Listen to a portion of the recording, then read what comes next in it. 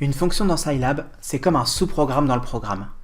À la place d'écrire des dizaines, des centaines, voire des milliers de fois les mêmes lignes où juste un chiffre change, tu fais une fonction et tu l'appelles plusieurs fois, parfois en la mettant dans une boucle.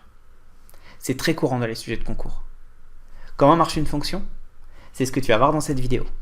Comment marche une function? On va procéder à une analogie avec les fonctions que tu avais vues au collège et au lycée.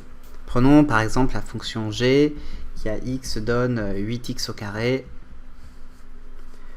plus 5. Cette fonction, je l'ai initialisée et je peux dire maintenant je veux l'image de 3, je veux l'image de 5, je veux l'image de moins 8. Et je vais obtenir des valeurs. Et c'est ça qui est intéressant. Au lieu d'initialiser à chaque fois, d'écrire 8 fois 3 au carré plus 5, 8 fois 5 au carré plus 5, 8 fois moins 8 au carré plus 5, à chaque fois devoir taper la chose dans la calculette, dans le programme, j'ai juste à taper g de 5 et j'ai le résultat. Et c'est ça l'intérêt d'une fonction. Et c'est pas forcément juste pour une ligne de calcul, ça peut être pour plusieurs lignes de calcul comme ici. Dans cette fonction, il y aura les nombres ici qui seront les antécédents.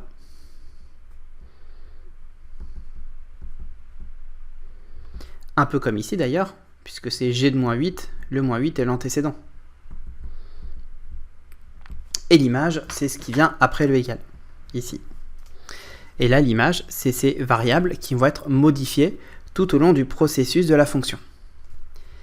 Alors, je sais, tu vas me dire, normalement, une fonction, il n'y a qu'une seule image. Oui, en mathématiques, mais en Scilab, on peut avoir plusieurs images. Là, je pose ma fonction. Mes variables d'entrée ou antécédents sont x et p, et celles de sortie vont être y, r et z. Comment ça se passe? Là, ici, j'ai rentré avec 1 et 2. Donc, ça veut dire qu'ici, c'est ma valeur de x, et ici, c'est ma valeur de y.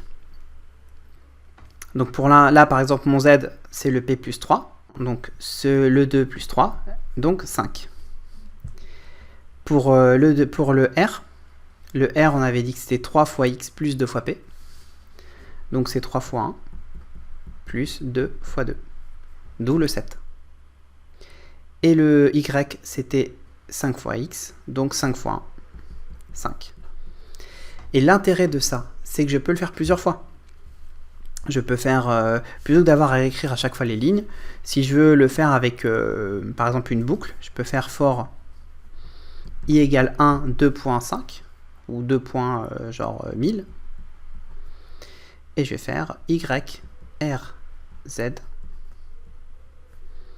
égale h de i, virgule 2. Donc je peux mettre une variable qui va changer. Et après je mets bien le n de la boucle for. On reviendra sur les boucles for dans une autre vidéo. Mais quelle est l'idée là-dessus? C'est que là je peux lancer 1000 fois le programme en écrivant une seule ligne. C'est quand même beaucoup plus pratique. Là, j'ai écrit à chaque fois les mêmes variables, y, r, z, y, r, z. Mais je ne suis pas obligé d'écrire ces mêmes lettres de variables. Là, ici, je l'ai fait avec t, u et v. Et ça marche aussi bien. Donc voilà comment fonctionne une fonction, une function. On va faire d'autres exemples, mais ça dans les prochaines vidéos. Tant qu'à faire, on va les faire avec des cas concrets, notamment avec le if then else. J'espère que ça t'a plu. Et comme d'habitude, je te donne le même conseil. Comprendre, c'est bien. Assimiler, c'est mieux. Et c'est pour ça, rien ne vaut de refaire les exercices 2 ou 3 fois. Pour cela, tu peux télécharger gratuitement le PDF qui regroupe l'ensemble des documents utilisés dans les vidéos Scilab. Le lien est dans la description. Prochaine vidéo, comment utiliser les boucles if then else. Ciao!